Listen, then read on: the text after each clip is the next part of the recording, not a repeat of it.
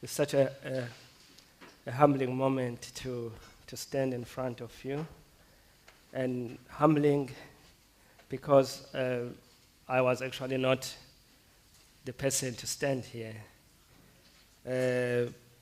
Brenda Lebowitz, that we all know, approached me a month and a half before this conference because she was meant to give this keynote address, and she asked me if I would do it because she felt it was appropriate. At the time, both of us didn't know that she won't be with us right now. And so my sincere tribute to Brenda, whom I met when I was an undergrad student in the early 90s.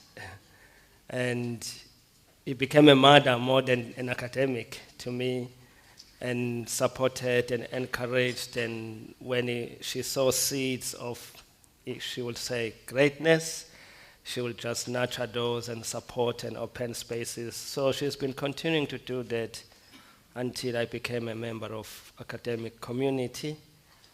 And higher education has really lost in Brenda. And she passed away a week after we were together on this project. We were working so well with that team, as you can see the team there. And she had this ability to hide how bad the situation was. We would sit with her, and then she would go to the bathroom, she would come back, and you could tell that she was struggling. But the academic project for her was a priority. So just for a few seconds, I'll ask us just to have a moment of silence, just in honor of Brenda.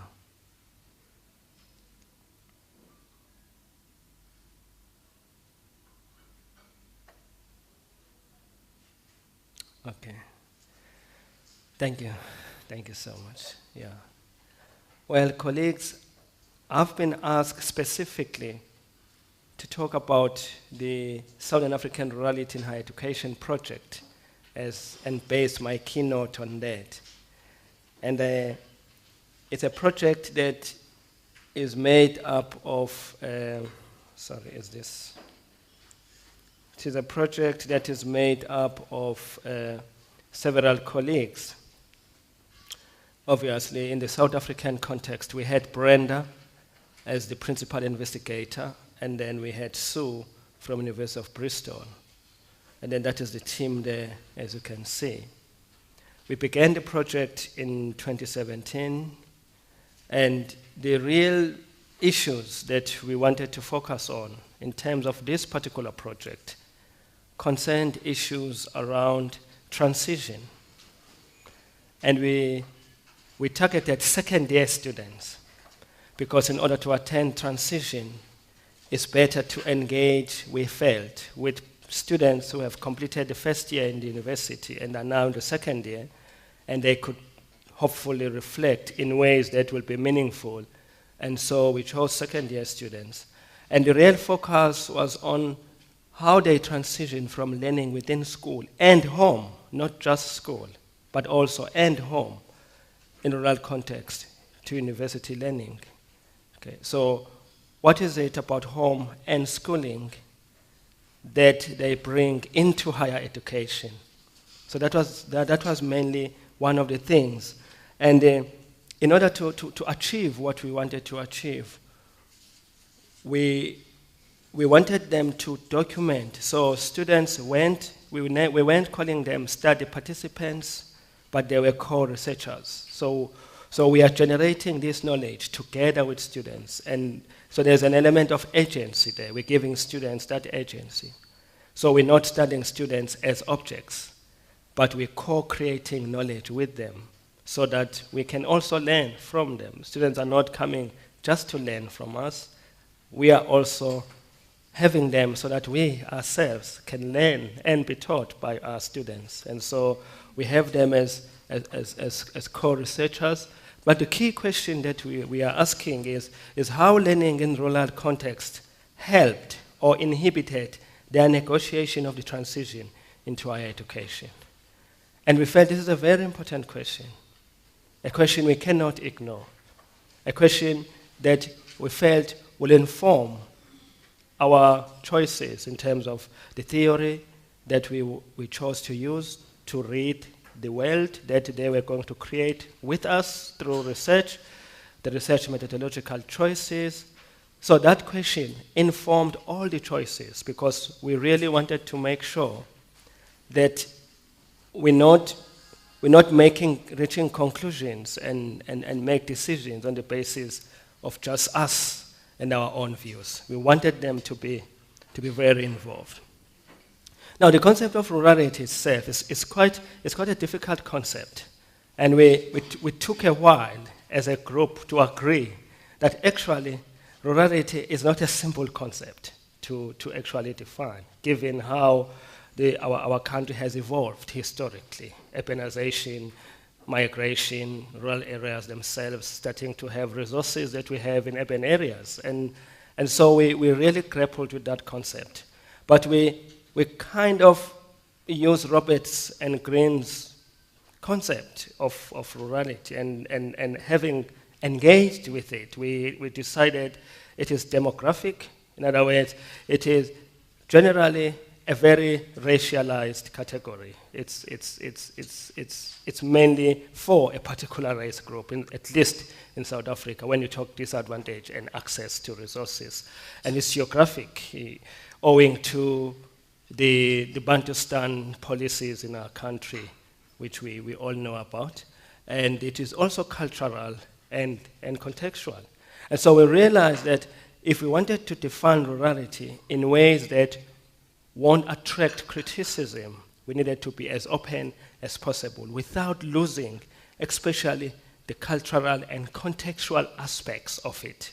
So our study tended to focus more on the cultural aspects of it and the contextual aspects of it, and learning in those contexts.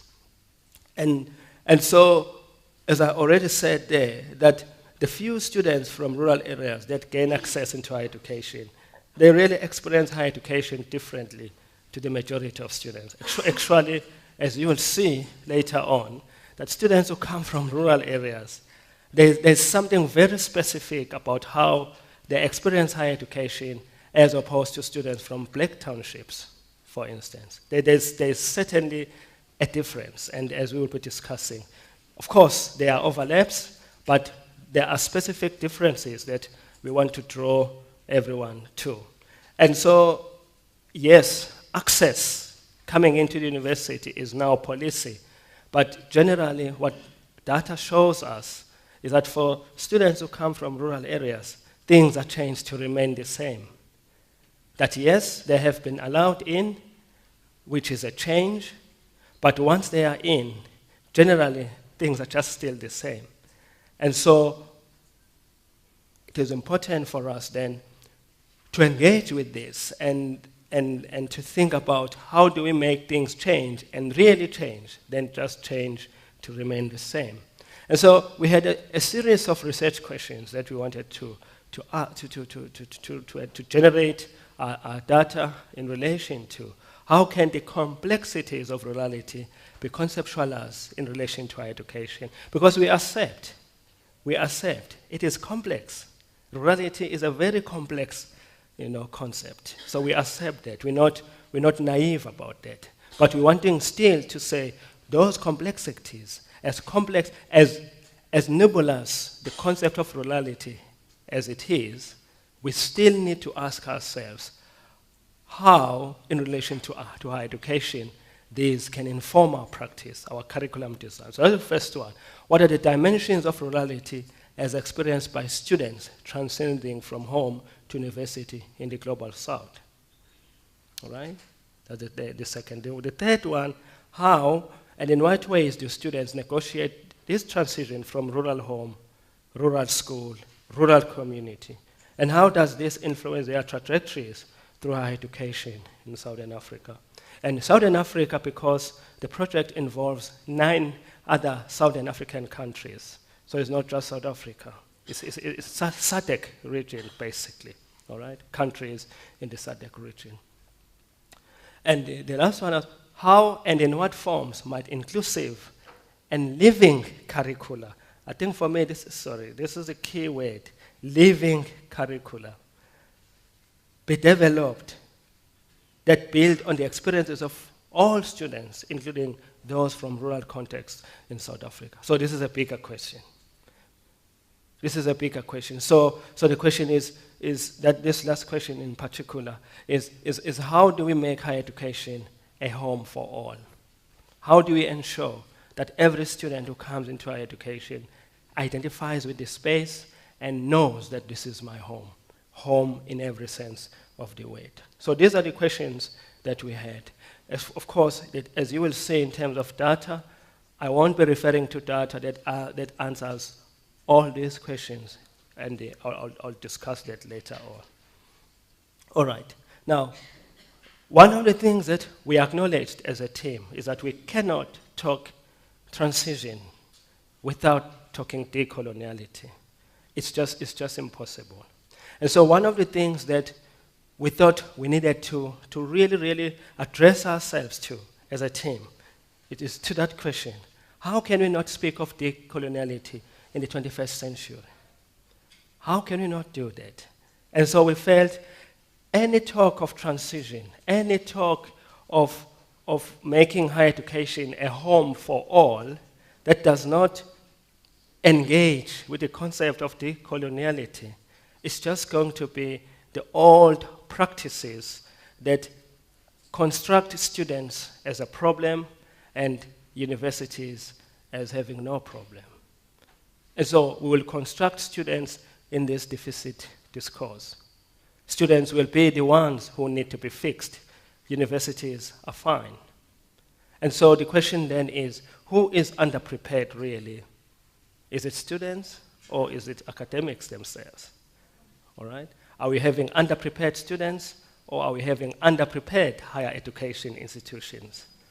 All right? And so if we ignore the decoloniality, then we will continually and perpetually treat students as a problem, but ourselves. All right? And so it is important, we felt. And one of the reasons I've put that question in the negative, how can we not? It's two reasons.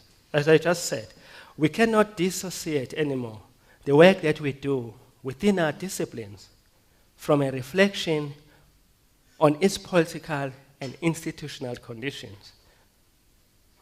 So if I teach history, or I teach geography, or I teach mathematics, or I teach biology, I cannot any longer dissociate that discipline from a reflection on its political and institutional condition.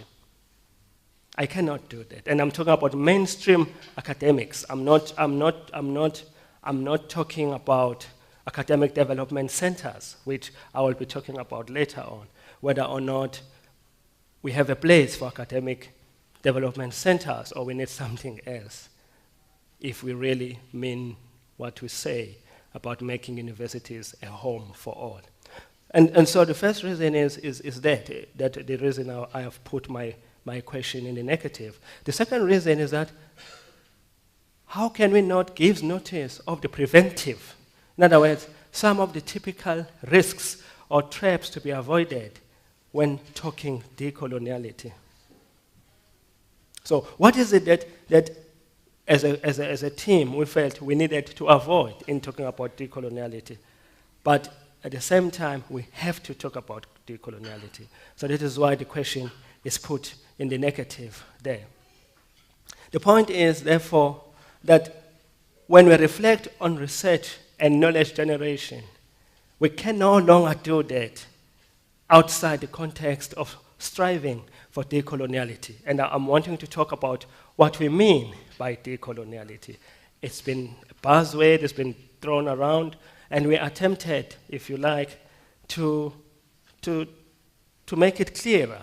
What are we talking about, really, as a group, when we talk about decoloniality? And we did note, as I will be showing later on, that it has to make its way through our research aims, our research norms, and our research procedures, this concept of decoloniality. So, what is decoloniality? But before we talk about decoloniality, we'll have to talk about coloniality itself. Then we can talk about decoloniality. And we agreed that it is a condition. Coloniality is a condition. It's a condition. It's a particular way of reasoning, a very strong, entrenched way of reasoning.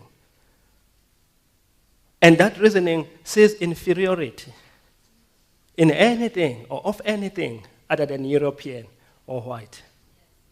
Okay? So that's coloniality. It's a condition. It's not people. It's a mindset that if it is not from Europe, if it is not white, then it must be inferior. It's a condition. It's a condition that we are all victims of. Black, white, Indian, colored, all of us. We are victims of this condition called coloniality. And it is disguised as modernity, or modernization, or civilization, or advancement. Today, globalization. So what actually globalization means is be like Euro-American ways of viewing the world. Then you are up there. Our ministers, of all ministers, all ministries, when they give talks, often Euro-American contexts are used as a standard. We all have to. This is the model. And that is coloniality. It's a sense that something other than white is inferior.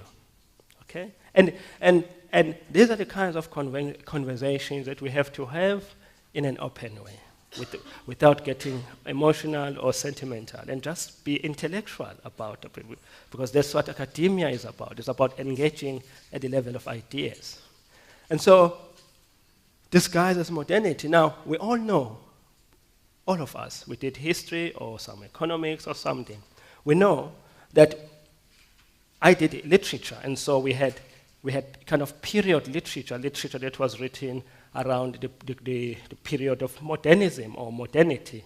And all we saw in terms of the novels, the poems that we read there, it was about industrialization and how beautiful industrialization was, because it enabled people to own businesses, individual wealth creation, nation-state and expansion by the colonial powers. So you started factories here, no more space, go elsewhere to expand again. And so the novels and the literature, everything that we read was praising how wonderful, but the focus was always on the brighter side of modernity. That's the brighter side of it. And the thing, though, is what it did is it created a very strong ontological density for the conqueror and their descendants. So when we talk about ontological density, we're talking about a sense of self, ontology having to do with being. All right? And so when we read literature in the lecture hall that constructs Europe as a conqueror, as victorious, those who are in that group feel affirmed, and the sense of self is enhanced. All right? So, but there's a darker side of modernity that Pan-Africanist literature and scholars revealed to us as we grew into postgraduate studies of literature, which we didn't know about as undergrad students. All we knew as undergrad students was we were conquered. Oh, poor us. That's all we knew. But the darker side, as we grew into postgraduate studies, honors, masters, PhD, then we discovered actually there's a darker side to this modernity, and that is slave trade, imperialism, colonialism, apartheid, neocolonialism, neoliberalism. Today is globalization. So we realize as we grow that actually the narrative has been one-sided. Okay? So the winner, if the winner tells the history, what do you think you're going to hear? You're going to hear the version of the victorious person. Okay? If I were to come to your home and kick your butt and then tell the story, obviously the story I will tell is a story from my point of view. Okay? But what happened is we realized actually that what all these things are slave trade, which led to, which ensured wealth creation, because it's cheap labor. You're not paying these people. Once they start coughing, you basically shoot them because they are no longer relevant. Okay, so that's the darker side of modernity that we never hear about. And so what did it?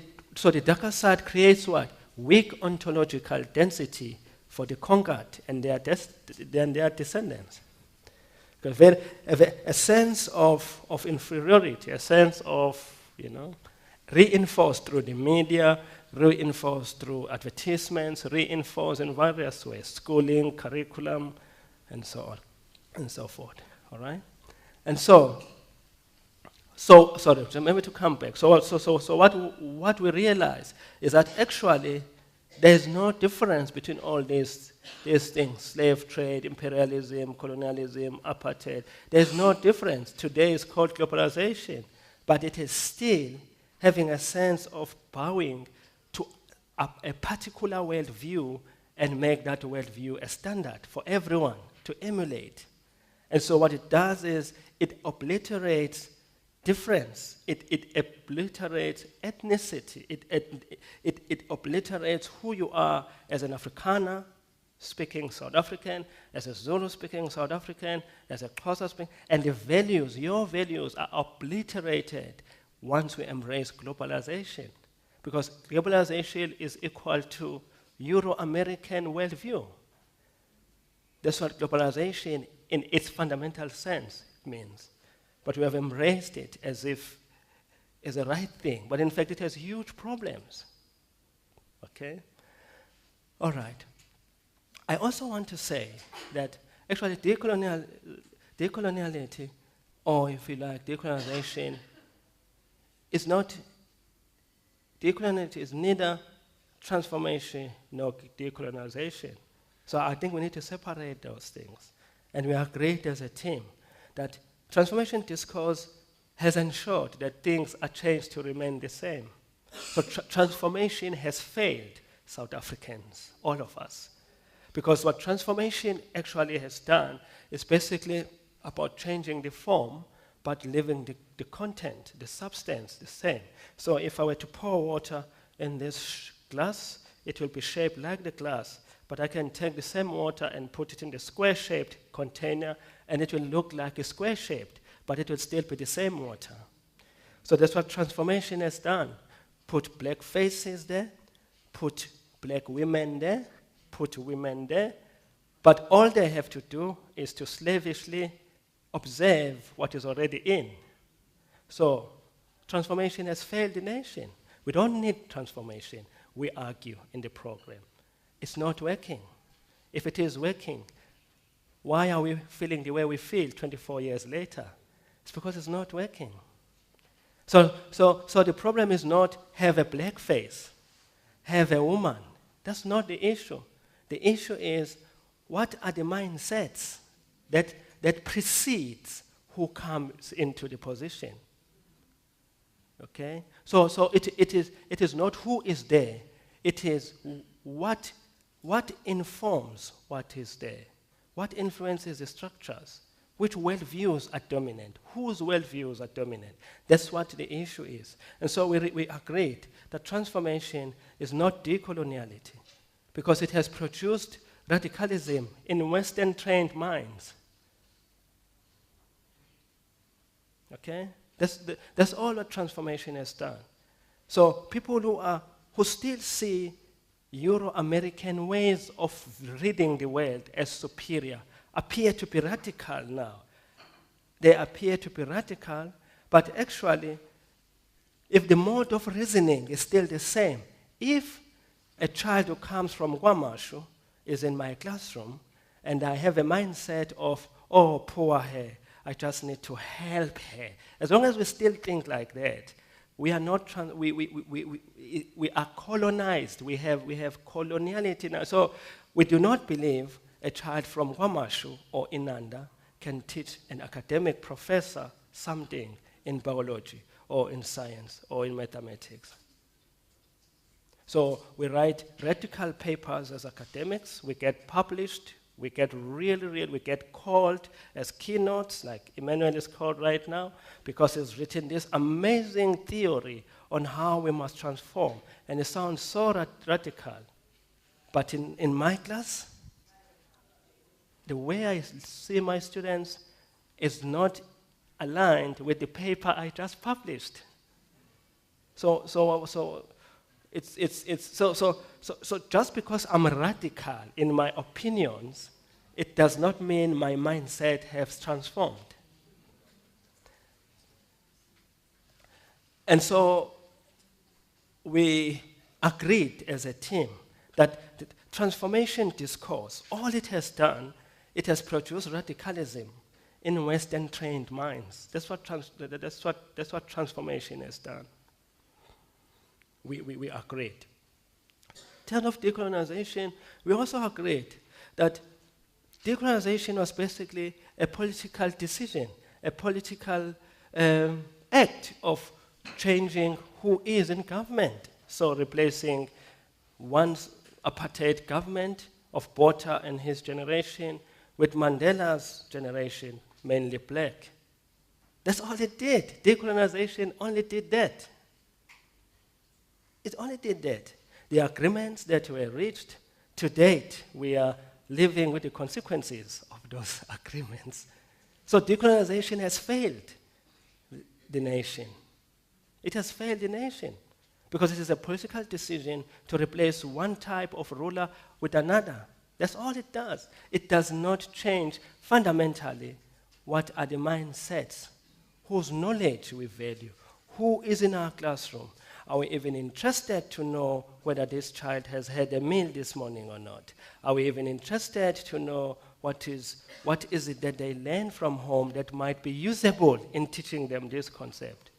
Are we even interested in that? So the point is that even decolonization itself actually didn't help anyone. We had a huge debate around this with the team actually when we were, should we say decolonization or decoloniality? A long debate, especially with my colleagues from Bristol University.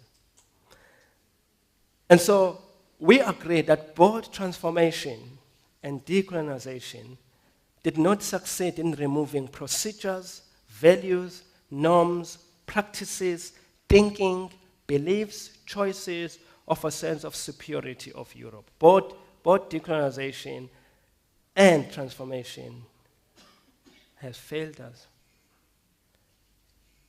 Because we have leaders who are, yes, of a different race group, but the policies are still favoring another group. The rich, the big corporates, and so on.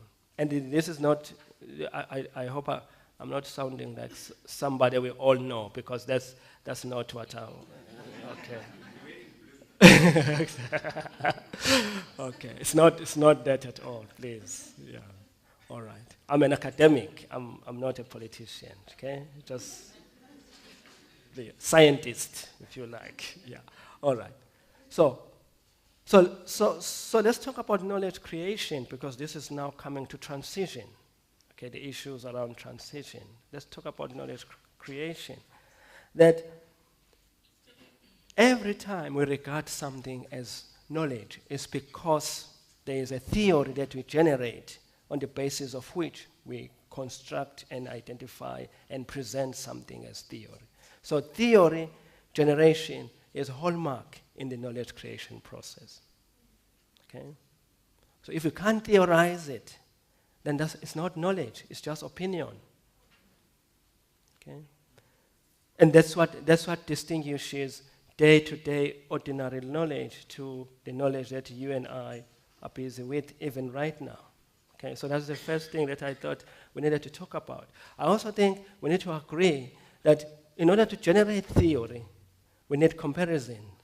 So we need comparison of events, of experiences, and outcomes. So we need to compare experiences. We need to compare events in order to generate theory, because theory is a combination of concepts designed to explain a phenomenon. That's what theory is in simple terms. There is a reality that we all see, and we're wanting to explain what is behind this reality. And that explanation has tools called concepts that when we bring together, they give a theory. So that's what theory is, really. And so we need comparisons of events, of experiences, and outcomes. But comparison requires a standard. Okay? So we need to have a standard to which we compare the theory that we want to generate. And that's where the problem begins in terms of this keynote and our project and what we are about, which is transition. That comparison requires a standard, good experiences, and the task is to establish a standard that is sufficiently nuanced. So a standard is not just out there by, I don't know, by incident. Somebody decides what is the standard, all right? Somebody decides that, and that particular standard needs to be sufficiently nuanced. And this project is attempting, amongst other things, to do that. But we also need to balance between concern about place and ideas as we establish this standard. We need to be very sensitive to the place and the ideas that are shaped and produced and take their form as a result of where they emerge. All right. And I'll be giving examples because I'm about to finish now. And so, to identify a series of connected items upon which to establish trends in an ethically sound way. So, this is the context within which we sat down and deliberated on how to design research instruments. Who do we identify? What questions do we want to ask? So that whatever theory we generate, it will give us trends, but in an ethically sound way. So it's not just emotions. It's not just because I want it to be so. It's ethically generated, and there's consistency around that. One of the things we also had to be careful of is that ideological persuasions need not supersede critique of epistemological orientations we adopt. In other words, many a times our ideological persuasions are undermined and disrupted by the knowledge that we generate, and therefore we need to shift our ideological persuasions. So what often happens is, if, let's say, I am a Marxist, for instance, all right? My thinking, I think about how the means of production are owned by a particular group, and therefore that group is ruling the society, and there's a working class, and they are exploited. That's my ideological persuasion. And then I do research. And then I actually find in my research that, in fact, we will always need somebody to be in charge. For argument's sake, I discovered through my research there has to be somebody who's going to control something, but ideologically, I'm against a group of people controlling something. The point is that reality, that knowledge that I've generated need not be superseded by my ideological persuasions. So it is important, I say this to my PhD students as well, that when you get into a study, do not get into a study already with a particular viewpoint that all you're doing is to generate data that is going to confirm what you're already thinking. Okay, so ideological persuasions must not supersede the epistemology that you generate or the knowledge that you generate. And so we were cautious of those things. So I personally, for instance, grew up in a rural area called Swaiman, for instance, which is outside Pietermaritzburg, 50 kilometers or so. We had to clean cow dung every morning before the lessons began, because though there were not, those cows had the freedom to come in and go out and come in and go out. There were no windows. When it was raining, we needed to come closer to each other so that rain didn't hit those who were on the side. That's where I come from. Now imagine I come into this project already with that mind. Even if I discover that actually there's no such thing as rurality, I'll still push it, because ideologically I'm already imposing you understand that? And so it's one of the things that we had to be cautious about, that we do not want to generate knowledge that will impose already established ideological persuasions that we brought into the study. And you will see here how suddenly our data compares to data that we generate about students who come from black townships, for instance. So what do? Oh no, let's kick out the one that come data from black townships because we are wanting to talk about rurality. We cannot do that, and we cannot do that. But you will see how we manage to work with that, actually. You'll see that now. So one of the examples I thought I needed to give in terms of theory and place. Theory, place, and time, and who's doing it. We all know Piaget's theory of child development. And one of the things that we said about this is an example of how a theory is influenced and informed by who did it, where it was done, with whom. And so it might be important and wise to interrogate where the theory came from before we embrace it. So Piaget's theory is mainly around a space of a child growing up in a nuclear family where there is mom and dad, and decided to generate a theory on cognitive development or knowledge, cognitive development and learning theory based on a child, a mother, and a father. And as we all know, the majority of our students are not coming from nuclear families. There is grandmother, there is uncle, there is cousin in the same house. So how does it work there? So do we not need a theory that will help us understand how does learning happen in an extended family? Because this one is mainly learning happening in a nuclear family, for instance. And so it is easy to adopt this. So one of the things that have come up as a result of Piaget's theory is learner-centered education, for instance. Individuated learning, that we're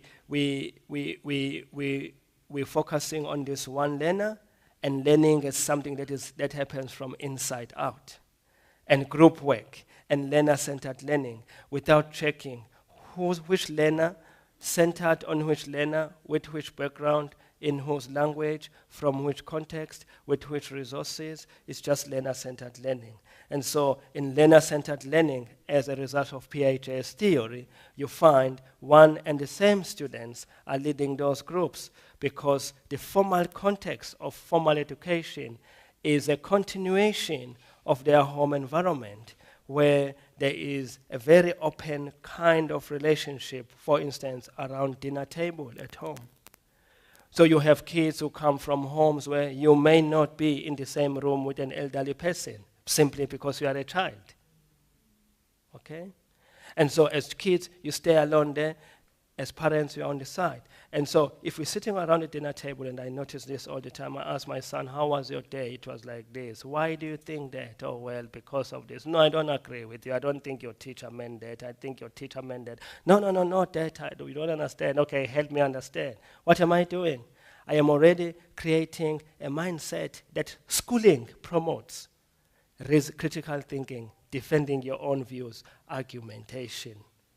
And then a child who comes from a context, a cultural context, where you do what your dad tells you, and period. And then comes into my class, and then we have group work.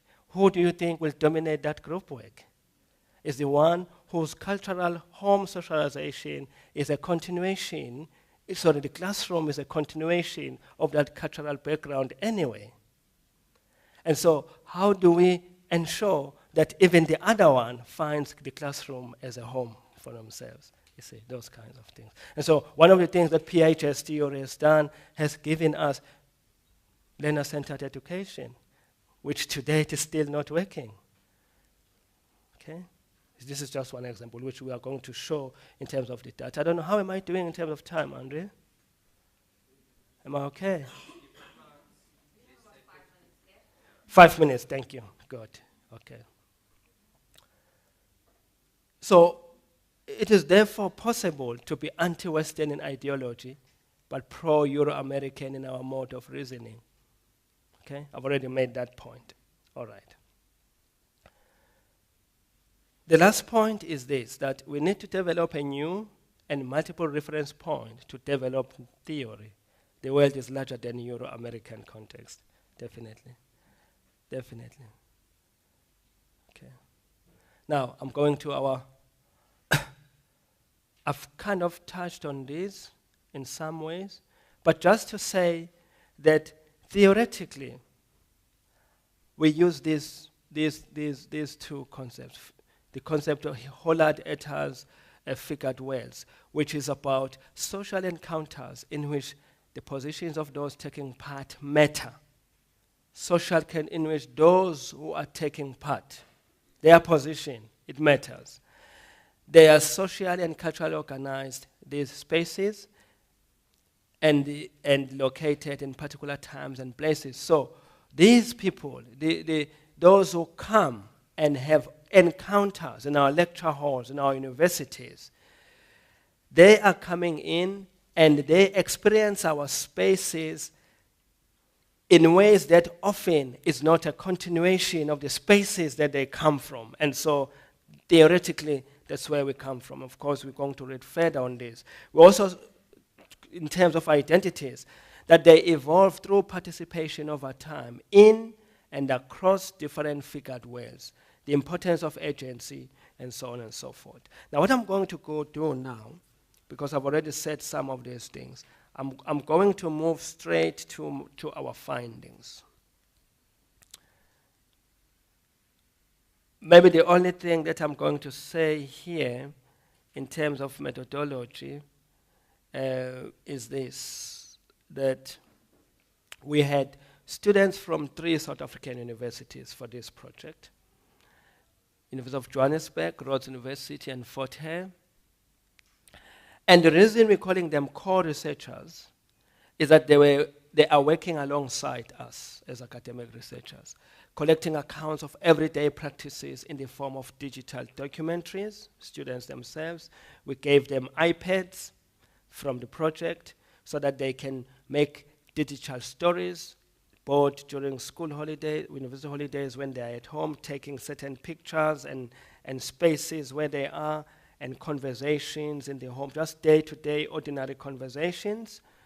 And we encourage them to contribute into the discussions and focus. So we had them reflecting on what they brought in the form of documentaries in those groups to talk about them, and we recorded those. And they are also now contributing in the analysis of data. Students themselves are involved in analyzing this data.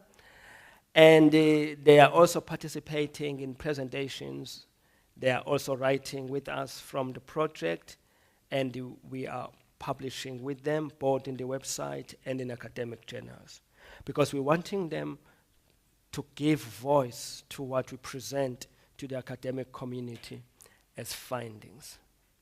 Now, I have categorized our findings along those 4 bullet points.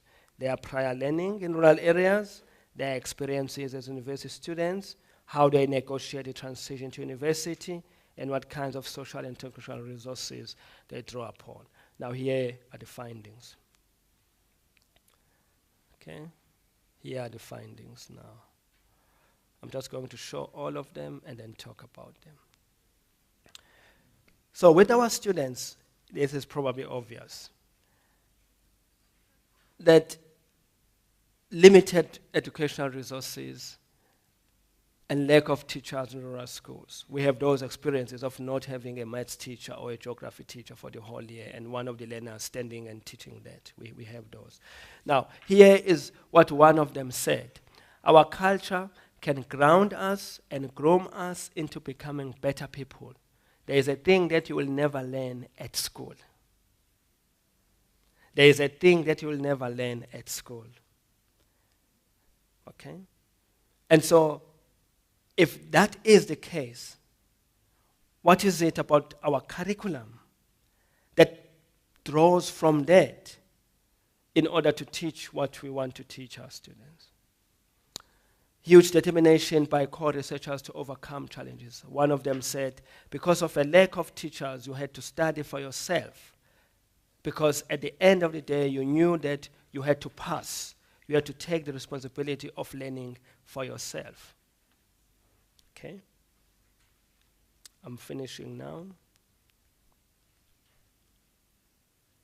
Now that I'm at varsity, I had to start a new life, and it was very difficult and challenging for my first year, because then I was supposed to do my assignments using laptops. I didn't know what they were and how to open them, for instance. Okay? Language as a barrier. Thinking and feeling different to other students and perceptions of not fitting in. Here's what she said. Coming to Joburg is like I'm in a foreign country. Okay? For instance. Here's when one student said, you have to change and the curriculum just stays the same. Right? And this is the last one. Adapting to the changes means changing my lifestyle. That is close to impossible, the student says. It's close to impossible. There's a closer saying that, okay, I'm going to read it in English. Even though I'm no longer in the rulers, the values I got there can never be erased. The education system here purposely or otherwise favors those who grew up in such privileged lifestyles, and that is not of great advantage to rural students. Okay? Most of the things that I was saying. I'm going to close with these questions then. These are the questions that I'm going to close with. How do we develop the next generation of professionals in a manner that instills a sense of pride in being in Africa, identifies with Africa, and aspires to serve Africa? How do we do that? How do our pedagogical practices enable students learn how to know, not what to know? Okay? And then what curricular choices we need to make to foster a dialogue and or contestation among different epistemologies, rather than presenting one set of knowledge as the knowledge. How do we make curricula in such a way that we create a conversation across different ways of knowing from different continents? Yeah. Thank you, Andre. Thank you. Very Thank you. Take some questions. We might have time for only one, but I'm going to make the suggestion that any other additional questions that we have, we can take them outside to tea time. Yes. And address our keynote speaker directly.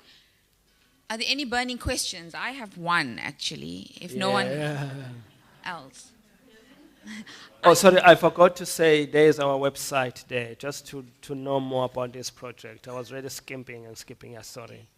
Well, thank you very much. Yeah. That was fascinating to hear about the conceptual framework from the project. I wondered, well, two things really. One, if you could explain about the Southern African sort of aspect, because I noticed that you had 3 sites, research sites. They were South African universities. Yes. Yeah. So how does that sort of translate to a Southern African sort of perspective of rurality? Okay. And the other question that I had is, I think we heard a lot about the kind of the content aspect, the methodological aspect, maybe not so much. Yeah. So if you could just address those 2 questions. The methodological aspect? Yes, as well as the Southern African aspect. Sure, okay. Do I take another one or? Oh, yes. There is. Prof? Yes. Thanks, Prof. I can't quite understand why you've selected rurality as compared to just looking at students. Because it's not always that those from rural-based areas or schools are at a disadvantage. Sometimes they're at an advantage. Because I would imagine that your findings are going to be generalized to students and learners wherever they are. Okay. There's differences, but... All right. Let me start with yours because it's still fresh, and then I'll come to you. One of the things that are clear in our findings at the moment is how things such as initiation schools, for instance, which is an African phenomenon, initiation schools, and herding cattle and spending time in the bush, and instances where the chief has to resolve conflict among families, dynamics in polygamous families in an African context, and how 18 kids, 18 siblings negotiate the space and work around. How young stars from rural areas perceive themselves and within that context, and the values that are attached to who they are. Okay, these are just examples that are emerging from the study.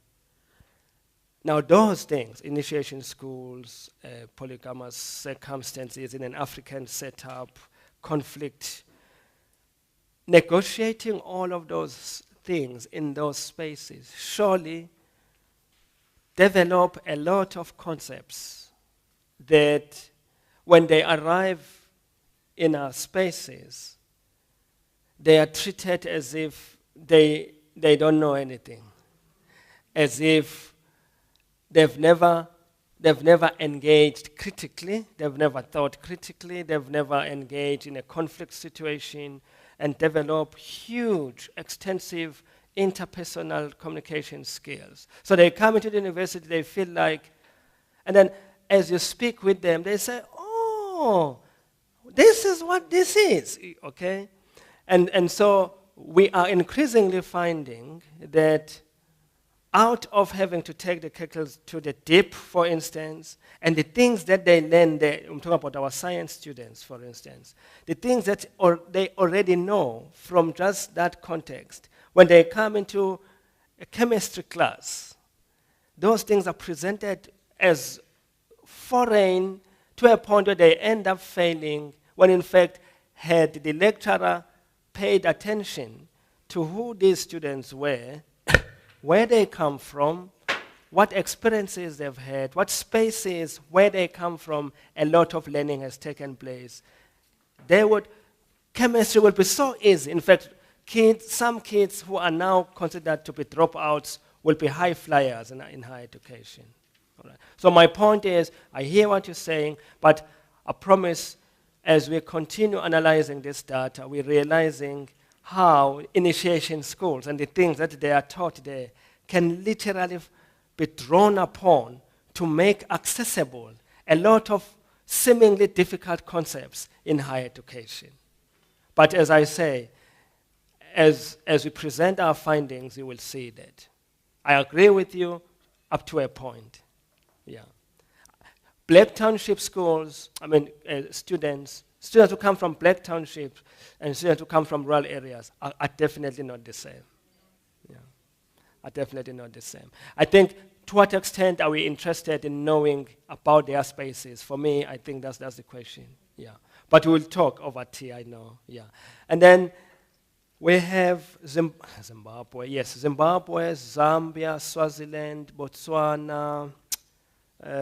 Basically SADC countries that Brenda brought together to form a parallel association to HELTASA, SALT, all right? So you know about SALT Forum. Yeah?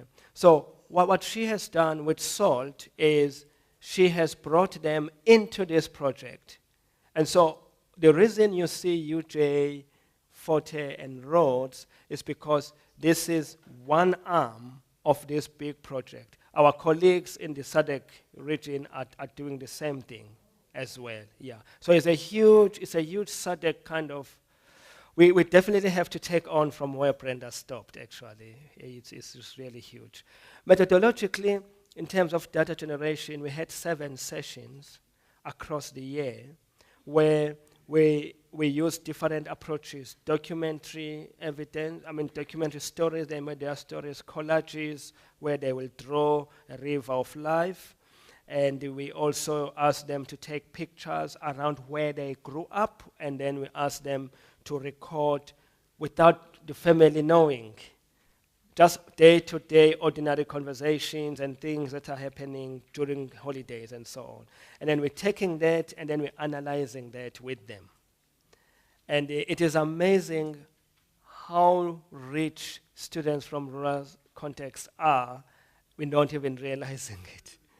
And so all we think about is they don't know English. But English, as far as I'm concerned, is not the issue.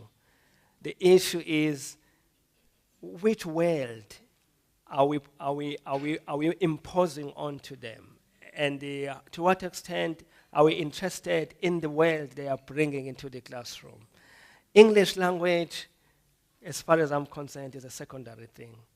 See, if I know the world I want to talk about, English will come next. But if I'm confused about the world we are shoving down my throat, and then English becomes a problem. The reason they can't articulate, in my view, the reason students can't articulate themselves in English is because the world they are supposed to articulate, they don't own that world. I can speak broken English as long as I know the world I'm talking about. You see, I learned in Zulu from grade 1 to grade 7. So history, biology, mathematics, I learned in Zulu. And English was taught as a subject. And I only learned in English as a language of learning and teaching from grade 8. And so I already knew photosynthesis in Zulu. I already knew evaporation in Zulu. All I needed was to say the same thing in English. You understand? So the issue is not, in my view, the language of learning and teaching. No, the issue is learning concepts in your own language and within your own world, and then you come into this space just to say the same thing, but in English. Afrikaans has done it. Afrikaans has done it. That's why we have, you had English, Afrikaans speaking universities and schools, because Afrikaans has done it. So I don't need to know English in order to know physics. I need to know physics. And then I will talk about that physics in any language.